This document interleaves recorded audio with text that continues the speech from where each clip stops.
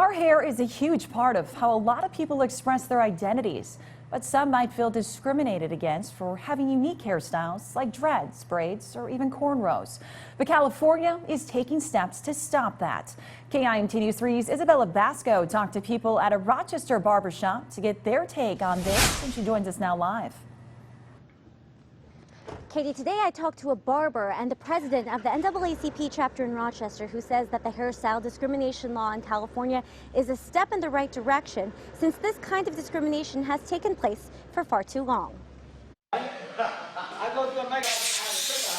At Adrian's Sports Barbershop, you'll find Christian Edwards working hard to help people look their best.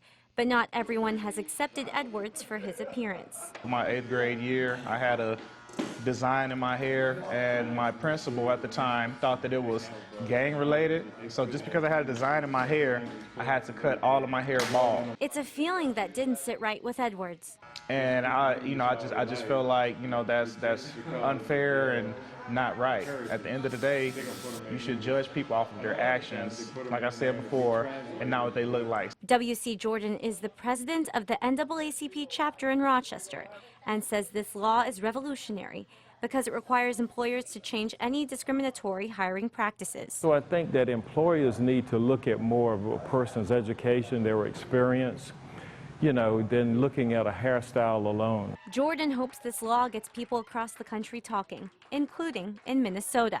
But legally, if they did this in California, then hopefully it'll spread across the rest of the country because everybody's culture is important to them, and they shouldn't have to compromise their culture when other people are not. This law is called the Crown Act, and a few other states have proposed similar measures. Just last month, a bill was introduced at the New Jersey legislature that would also ban hairstyle discrimination. Live in Rochester, Isabella Basco, KIMT News 3. Thanks, Isabella. The law goes into effect January 1st of 2020. Well, have you ever called off of work sick when you really were feeling just fine? It's okay. Your secret's safe with me. Up next, we're finding out just how many more fake sick days employers see when the weather is nice. And new tonight at 10, we're finding out why a southern Minnesota Humane Society